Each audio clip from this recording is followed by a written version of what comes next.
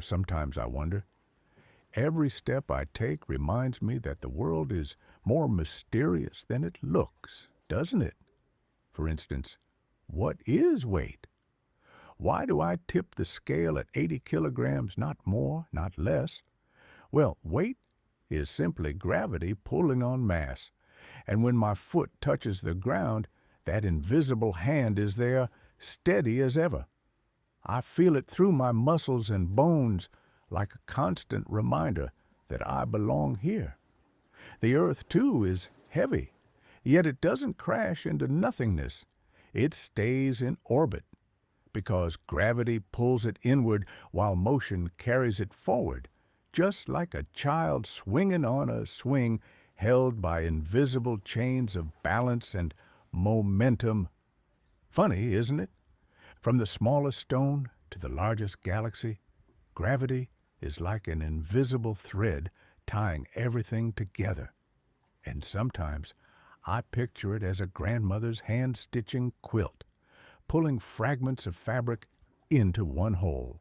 You could even imagine it as a cosmic glue, or in a gentler image, this glue is God, the one who keeps everything together silently, faithfully, like the unseen root that nourishes the tree. And yet, our experience is strange. We are moving at breathtaking speeds through space, but we feel still. Ever thought about that? Rest just means moving together with everything else. Stillness isn't absolute. It's only relative. It's like sitting on a train. The trees rush past, but inside it feels calm, almost peaceful. That's why our senses can trick us. That's why thunder can shake the air, but truth often slips in like a whisper. Maybe that's God's way, hiding strength inside gentleness. Now think about a computer. Deep down, it only knows ones and zeros. But on the screen, suddenly, there's a mountain lake, a sunrise, the sound of water simulated so well you'd almost dip your hand into it. The image is not made of water, but of code. The mistake happens when we confuse the picture with reality. And perhaps the universe itself is something like that. A program running underneath while we live inside its beautiful surface. Don't you sometimes sense it? Like when you dream and wake up still feeling the touch of something that wasn't real, yet mattered deeply. And here the Christian story shines brighter than the stars. God's word is not just hidden code, but a living person who stepped into our world. Jesus doesn't erase the picture, he shows its depth. He says, let God write your story. Love God, love others, not just rules, but alignment with the author's plan. Our pride tries to hack the system, rewriting the code, and the result is bugs, what we call injustice, despair, loneliness. But Christ enters not to condemn us, but to repair. On the cross, love proves stronger than death. In the resurrection, God declares matter, meaning, and hope are real and saved. Doesn't that change how you breathe? This brings freedom. The God who choreographs galaxies never drags us by force. He invites us gently. Saying yes means letting the author correct our broken storylines about value, power, and success. And the corrections don't come with lightning bolts. They slip in quietly, in a kind word when you needed it most, in the silence of a chapel where your thoughts finally rest, in laughter shared around a dinner table. Those small glimpses remind us we're not just dust drifting through time. We're beloved characters in a larger story. But here's the thing. Like the prodigal son, we so often exile ourselves. We take the inheritance of our divine origin, life, strength, intelligence, freedom, and we waste it in the far country of desire.